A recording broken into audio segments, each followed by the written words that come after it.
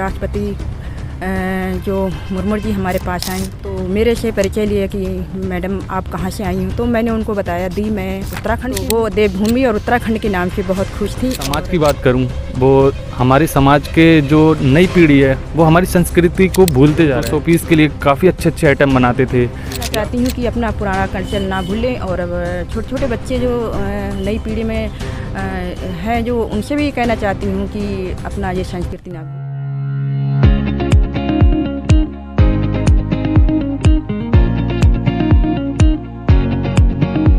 नमस्कार साथियों, मैं विवेक सिंह राणा और आप देखना शुरू कर दिए हैं राणा न्यूज़ नेटवर्क। बहुत दिनों के बाद एक स्पेशल खबर के साथ मौजूद हैं हम। आज हमारे साथ सुरेंद्री देवी राणा जी, मैम को राष्ट्रपति पुरस्कार से सम्मानित किया गया। कुछ दिन पहले अगर आप न्यूज़ या न्यूज़पेपर देखते होंगे तो मैम का जो खबर है वो काफ़ी हाईलाइट हुई थी। मैम से हम जानने वाले हैं मैम किस चीज़ में कार्य करती हैं, वो चीज़ हम जानने वाले हैं। तो मैम पहले तो हमारे चैनल में आपका बहुत बहुत स्वागत है। धन्यवाद भैया जी। और जैसे कि आज मेरे यहाँ पहुँचे मुझे बहुत खुशी मिली। और जैसे आप बात कर रहे हैं राष्ट्रपति पुरस्कार के बारे में, तो इसमें वैसे कढ़ाई बुनाई सिलाई मुझे छोटे से ही शौक़ था। जैसे 12-13 साल की थी तो कपड़े सिलती थी मैं, मम्मी की साड़ियाँ काट काट के। और बुनाई करना था जैसे झाड़ू की सीख के या साइकिल की तिल्ली से ही मैं बुनाई सीखी थी। और रही बात ये टोकरी की, जो मूंज और गिरास से जो काम कर रहे हैं, वैसे तो जो हमारा परंपरा ही है, जो हमारी दादी नानी पहले टोकरियाँ बनाती थीं बहुत अच्छी, जिसमें हाथी मंदिरें, मतलब बहुत अच्छी टोकरियाँ बनाती थीं जो लड़कियों को शादी में भी देती थी। लेकिन मैंने जो काम किया 2008 में समूह के माध्यम से किया, समूह जोड़ी थी। उसके बाद मैं 2010 में मैंने ट्रेनिंग ली 3 महीने की 3 महीने की ट्रेनिंग लेके ही फिर उसके बाद मैंने 2017 में 3 महीने की फिर दोबारा ट्रेनिंग ली। और उसके बाद मेरा मन में था कि मैं कुछ करके दिखाऊंगी। साथियों, मैं आपको बता दूं, जो मैम है वो जनजाति समाज से आती हैं और जनजाति समाज में कढ़ाई बुनाई सिलाई और जो घास फूस से सामान बनाए जाते हैं उन क्षेत्र पे अव्वल रही हैं और उन्हीं के कारण मैम पुरस्कार से सम्मानित किया गया था। और मैम से हम पूछने वाले हैं कि पुरस्कार जो मैम को मिला गया था, जो सम्मानित किया गया था, वो कहाँ पे मिला था, कब कैसे सूचना मिली, वो चीज़ हम जानने वाले हैं। तो मैम, आपको पुरस्कार देने के लिए आपको कहाँ बुलाया गया था? मुझे 11 अगस्त को दिल्ली में बुलाया गया था, लेकिन 5 तारीख को फ़ोन आया था एकल के माध्यम से, एकल विद्यालय से, उनके माध्यम से वहाँ पहुँची थी। क्योंकि एकल एक मेरा अपना परिवार है जो कि सारी सूचना मुझे वहाँ से मिलती रहती हैं और उनके माध्यम से वहाँ तक पहुँची। मैं बहुत बहुत धन्यवाद करना चाहती हूँ एकल समाज और एकल विद्यालय को, जो कि मुझे वहाँ तक पहुँचाया गया। और रही बात वहाँ जाने की, जैसे मैं वहाँ पर पहुँची थी 11 अगस्त को सुबह 4:30 बजे वहाँ पहुँची थी और 4:30 बजे ही शाम को वहाँ प्रोग्राम था।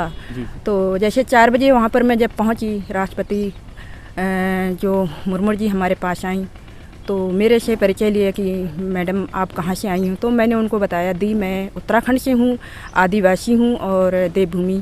तो वो देवभूमि और उत्तराखंड के नाम से बहुत खुश थी और 4 बजे से 4:30 बजे तक आधे घंटे तक मुझसे बात की, सारी बातें पूछी। जनजाति में कैसा खान पान है, कैसा रहन सहन है, कैसा पहराव है वहाँ पर और कैसी महिलाएं क्या काम कर रही हैं। तो उनको बताया दी हमारा एक परंपरा है डलैया टोकरी मूंज गिरास का जो काम करती हैं, वो परंपरा है। एक जो मैं नया काम नहीं किया है, लेकिन इतना किया है कि मैंने ट्रेनिंग लेके जितने भी अधिकारी लोगों से मैंने क्या कहते हैं संपर्क किया और उन्होंने मुझे आगे बढ़ाया और मेहनत किया। मैंने जो मेरे सिर्फ मेरा काम देखा उन्होंने कि ये मैडम क्या कर सकती हैं और कैसे कर सकती हैं, तो वो इसके माध्यम से वहाँ पहुँची थी मैं।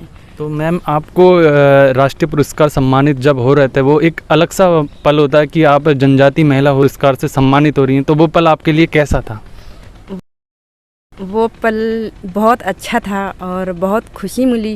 और अपने परिवार के साथ गई थी, फैमिली के साथ गई थी, मेरे साथ हस्बैंड गए थे, मेरे बच्चे गए थे। और मुझे वहाँ इतना अच्छा लगा, बहुत अच्छा लगा कि मैं अपने आप को कुछ समझ नहीं पा रही थी मैं किस जगह पे बैठी हूँ और कहाँ बैठी हूँ और किनसे बात कर रही हूँ। जब बातें की मैंने राष्ट्रपति से, तो मैंने यही बोला कि बस मैं एक गांव से हूँ और एक गरीब परिवार से हूँ मैं, और मुझे ज़्यादा मुझे जानकारी भी नहीं थी क्या इनको बोलूँगी, क्या जवाब दूँगी, लेकिन मैंने जो काम किया तो मैंने सारी बातें उनको बताई, उनको बहुत अच्छा लगा उनसे मिलके।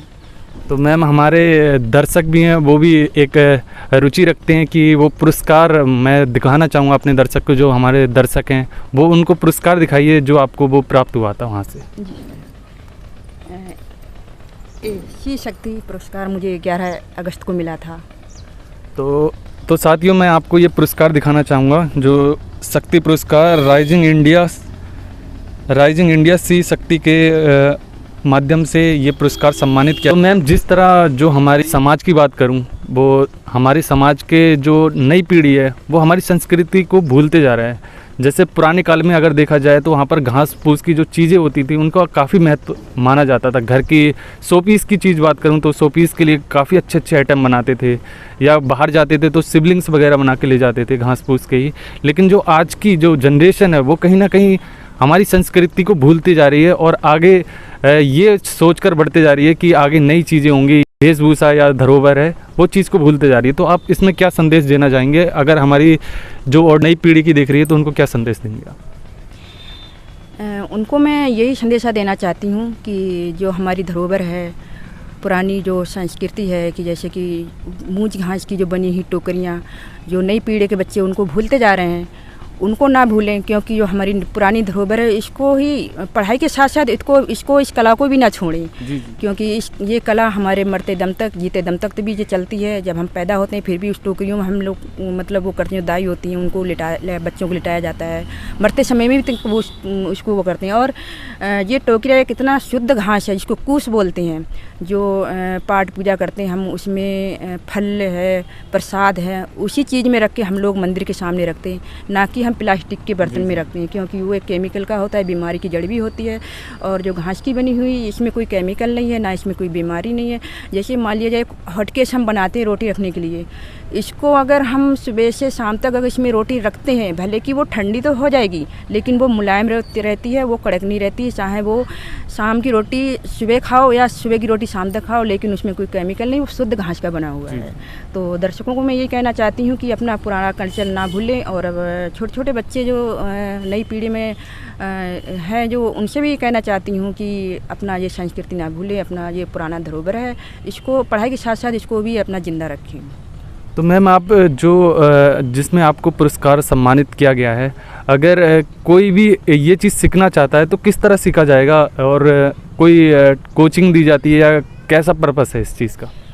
इसमें तो ट्रेनिंग काफ़ी आती हैं, अभी 2-3 गांव में चल ही रही हैं। और जैसे कि मैं अपने बारे में कहती हूँ, जैसे कि मैंने 3000 महिलाओं को ट्रेनिंग दे चुकी हूँ, उसमें से 1000 महिलाएं खुद मास्टर टेलर बन गई हैं, मेरे ही माध्यम से सीखी हुई, वो खुद ही अपने आत्मनिर्भर कर रही हैं। साथियों आज जो मेहमान हमारे साथ थी वो सुरेंद्र देवी राणा जी थी, और उनकी जर्नी उन्होंने पूरी बताई कि कैसे कैसे उन्होंने संघर्ष किया, संघर्ष के बाद राष्ट्रपति पुरस्कार से सम्मानित हुई। राणा न्यूज़ नेटवर्क ऐसी ही वीडियो लाता रहेगा। चैनल को देखने के लिए हमारे चैनल को सब्सक्राइब कर दें, लाइक कमेंट शेयर करके अपनी राय दें किस तरह हम वीडियो लाएं। ऐसी ही वीडियो हम लाते रहेंगे, देखते रहिए।